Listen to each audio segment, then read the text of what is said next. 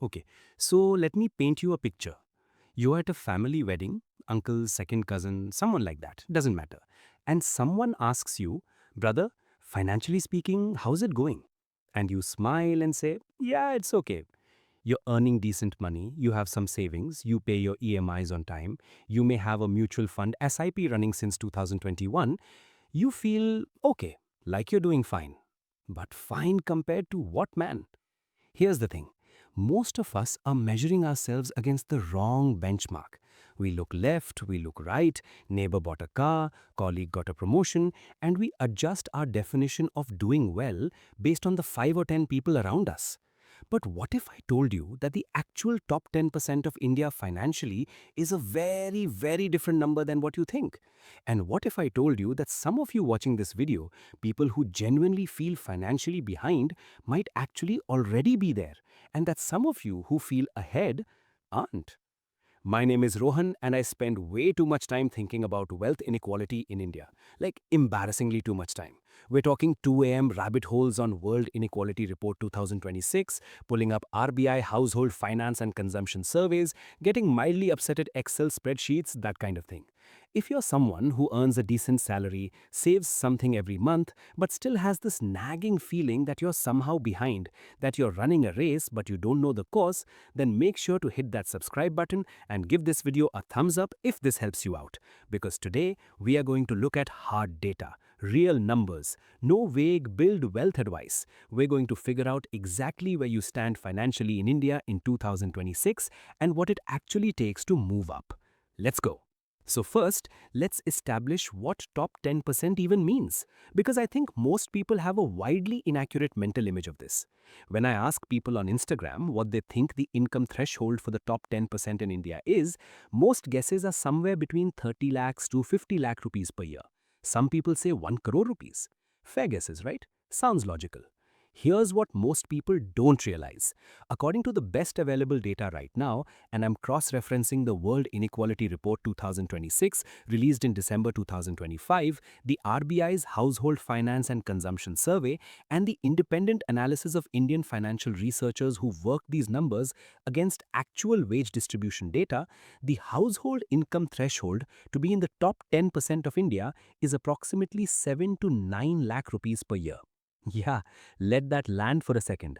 7 to 9 lakh rupees, annual, household, not an individual, not 30 lakh rupees, not 50 lakh rupees, 7 to 9 lakh rupees. Now, some of you are immediately going, wait, that can't be right. I know so many people earning more than that. And here's the thing. Yes, you do, because of a phenomenon I call the social circle sampling bias. Your friends, your colleagues, your LinkedIn connections, they are not a representative sample of 1.4 billion people. You are already, almost by definition, surrounded by people in the upper economic strata. The engineer in Pune earning 12 lakh rupees, the MBA in Bangalore earning 18 lakh rupees, these feel normal to you, but they are statistical outliers in the context of the entire country. The median income of a working Indian adult, the exact midpoint where half the country earns more and half earns less, is around 1,50,000 rupees per year. That's 12,500 rupees per month. That is the middle of India.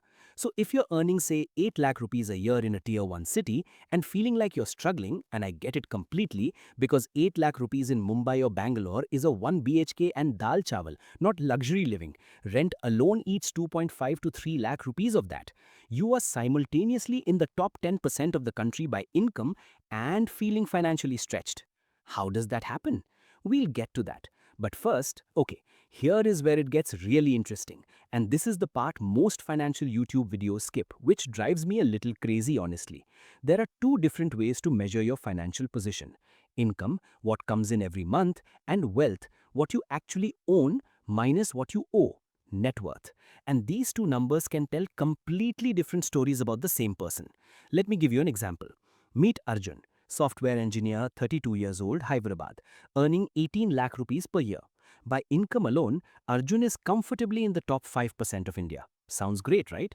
But Arjun has a home loan of 55 lakh rupees outstanding, a car loan of 6 lakh rupees, credit card debt of 80,000 rupees that keeps kind of hovering. His savings account has maybe 1 lakh 50,000 rupees. His mutual fund portfolio is worth 4 lakh rupees. Total assets minus total liabilities, net worth of roughly negative 55 lakh rupees.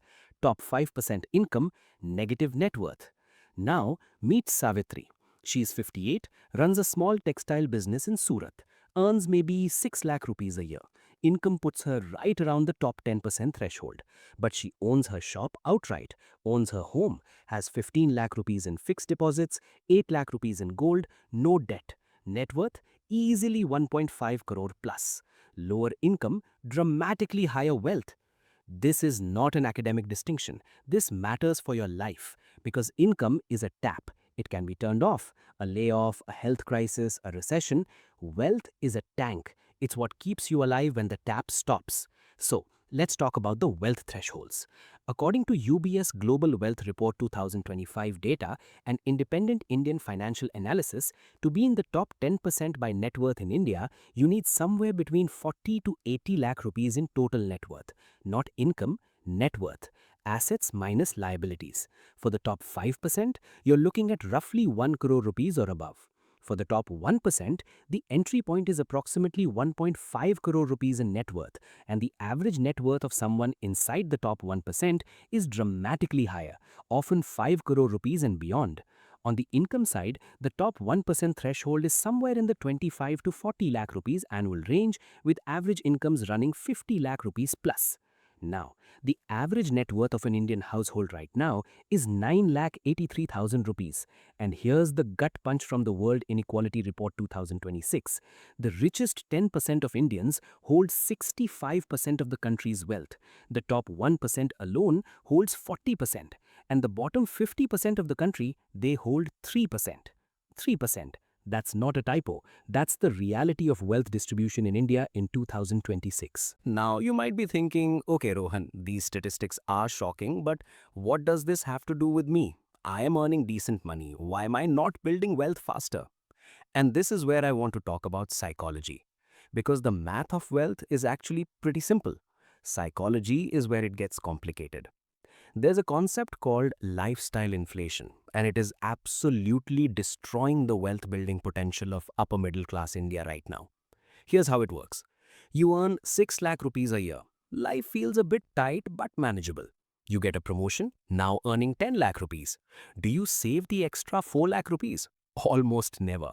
What actually happens is you upgrade the apartment, you start going to nicer restaurants, you buy the slightly better phone, subscriptions multiply. By the time your brain recalibrates, your 10 lakh rupees lifestyle costs 10 lakh rupees to maintain. The savings rate barely moves. I call this the income treadmill. You run faster but stay in the same place, wealth-wise. And the really insidious thing, it's socially reinforced. We live in a culture where consumption signals success. The car you drive, the restaurant you tag on Instagram, the holiday destination, these are how we communicate financial status to each other. And so the pressure to spend is never just internal. It comes from every direction. Here's a sobering number. The average liquid net worth, cash, savings, stocks and bonds, things you can actually use quickly for the average Indian working adult is around 1,50,000 rupees. Just 1,50,000 rupees. That means the average person earning a decent income has about 1 to 2 months of buffer between themselves and a financial crisis. Yeah. This is why I get a little exasperated when I see people debating, should I invest in crypto or index funds when they have zero emergency fund? That's like debating between a Ferrari and a Lamborghini when you don't have petrol. Okay, let's do some real math. And I want you to follow along because this is where things get actionable. Let's say you're 28 years old earning 10 lakh rupees per year. Your goal is to reach 1 crore rupees in net worth, which, as we just established, puts you solidly into the top few percent by wealth. How long does it take? Scenario A, the average Indian approach. You spend about 80% of what you earn. You save roughly 2 lakh rupees a year, you keep it in an FD at about 7% interest, no equity investments. In 20 years, at 7% compounded, 2 lakh rupees per year grows to approximately 82 lakh rupees. Close but not quite there. And remember, inflation has also eroded your purchasing power the whole time. Scenario B, the intentional wealth builder. You save 30% of income, which is 3 lakh rupees per year. You invest 70% of that in diversified equity index funds, historically returning about 12% annually in India over long periods, which the Nifty 50 has broadly delivered, and keep 30% in liquid instruments. In 15 years, 3 lakh rupees per year at 12% compounded grows to approximately 1.1 crore rupees. You hit the 1 crore rupees milestone 5 years earlier just by changing your savings rate from 20% to 30% and your investment vehicle. 5 years of your life. That's the difference between a 20% savings rate invested passively and a 30% savings rate invested intentionally. Now look, I know what some of you are thinking. Rohan brother, 30% savings rate is easy to say. I live in Bangalore. Rent alone is 25,000 rupees a month.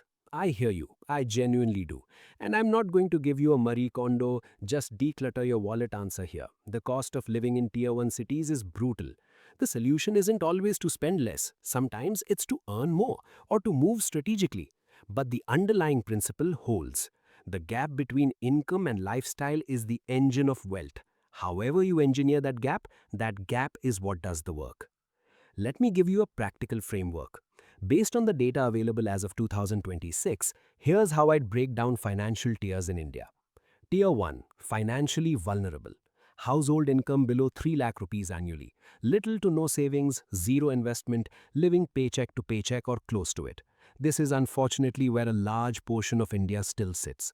If this is you, the priority is stability, an emergency fund of 3 months of expenses before anything else. Tier 2, financially aware but trapped. Income 3 to 9 lakh rupees. You're saving something, maybe an SIP of 2,000 to 5,000 rupees per month. You have a rough sense that you should be investing, but lifestyle inflation keeps absorbing raises. Net worth is probably between 2 lakh and 30 lakh rupees. This is the biggest bucket, and statistically, this is also where the most anxiety lives, because people here know just enough to feel behind, but not enough to know how to break out. Tier 3, top 10% income, building wealth. Income above 9 lakh rupees, savings rate 20% or above, active investment in equity mutual funds or direct stocks, net worth growing year on year, working towards that 40 to 80 lakh rupees wealth threshold that marks the top 10%. If you're here, your challenge is consistency and avoiding lifestyle inflation creep.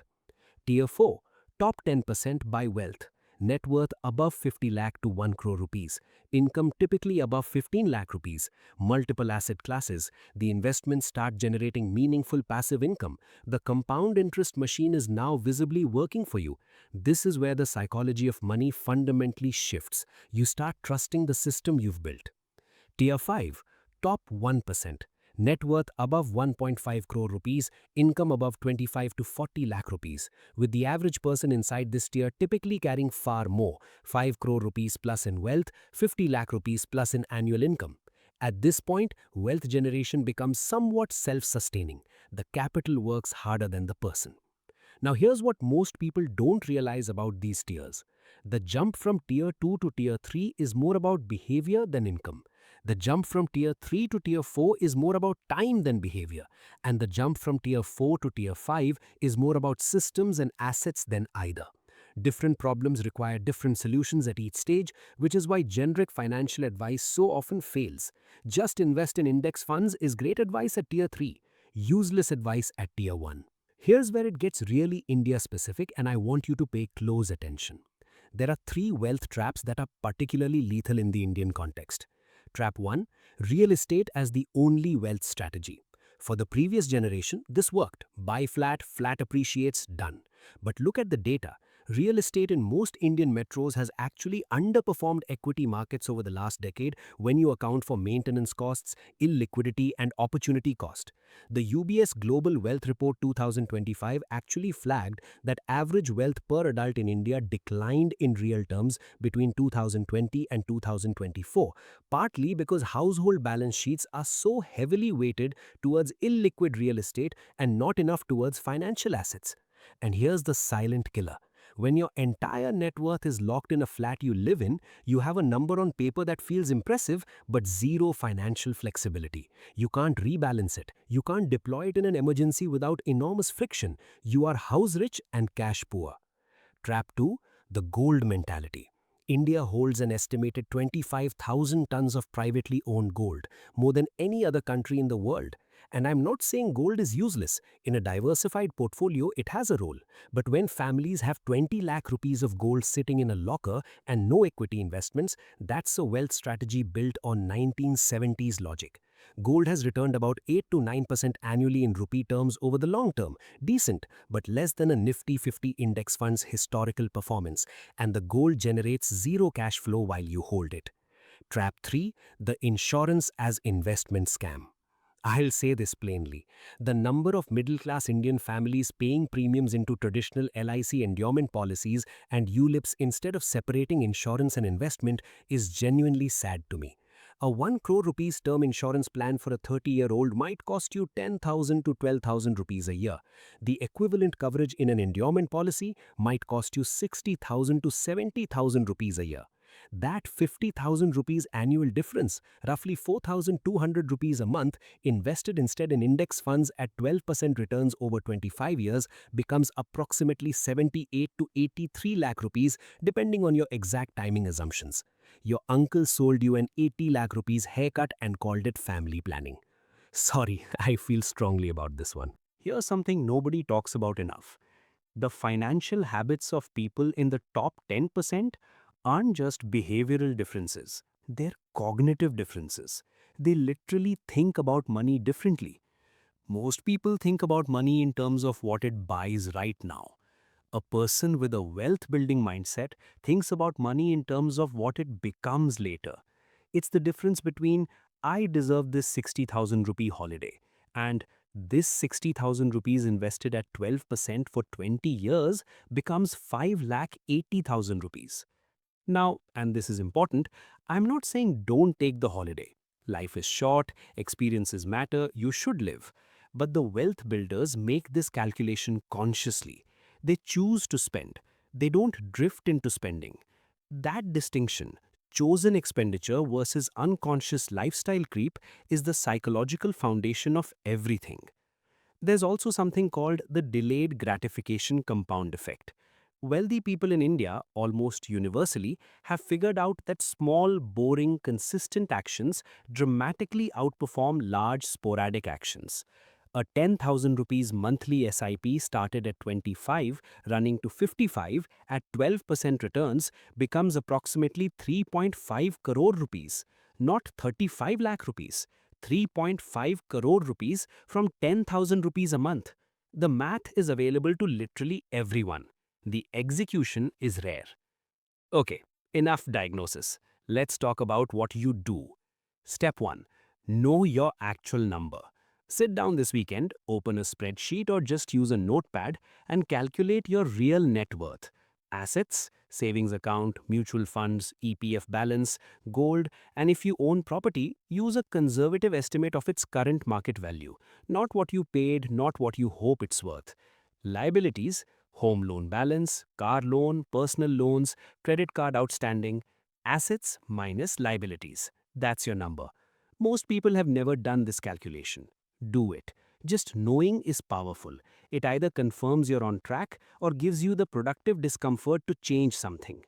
Step 2. Calculate your savings rate. What percentage of your take-home pay are you actually saving and investing every month? Not what you plan to save, what actually leaves your account into investments.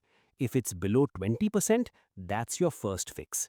Not investment selection, not which fund, savings rate. Step 3. Build your emergency fund first. 3 to 6 months of expenses in a liquid instrument, a high-yield savings account or liquid mutual fund. Do not skip this step. An emergency fund is not an opportunity cost. It's the insurance that lets you keep your long-term investments long-term. Without it, every financial shock forces you to liquidate your investments at the worst possible time. Step 4. Separate insurance from investment immediately. If you have a traditional LIC endowment policy or ULIP as your primary investment vehicle, please speak to a fee-only financial advisor about restructuring this. Buy a term insurance for coverage, invest the premium difference in equity index funds. Step 5. Automate and ignore. Set up SIPs on the first of the month. Let them run. Do not check your portfolio every day. The people who generate the best long-term returns in equity markets are statistically people who invested and forgot about it or died. Morbid but true. Look, here's what I want you to take away from this. India in 2026 is a country of extraordinary economic inequality. The World Inequality Report 2026 found that the top 10% capture 58% of national income and hold 65% of all wealth. The top 1% alone holds 40%. The system is genuinely tilted. That's real, that's not an excuse, it's a structural reality. But within that reality, there is a real ladder, and the thresholds are different from what you probably assumed. Top 10% income starts at 7 to 9 lakh rupees per year, lower than you thought. Top 10% wealth starts at somewhere between 40 to 80 lakh rupees in net worth, lower than you thought too, but probably harder to hit than just earning a good salary, which is the whole point of this video. The gap between where most people are and where they could be is not primarily a gap in income. It's a gap in financial literacy, consistency, and the willingness to make boring, unglamorous decisions for a long time. The best time to start was 10 years ago. The second best time is this weekend when you open that spreadsheet and write down your actual net worth for the first time. You've got this. If this video helped you, please hit that subscribe button. It genuinely helps me make more of these. Drop a comment telling me your biggest takeaway or your most burning financial question. I read every single comment and it tells me what to cover next. I'll see you in the next one.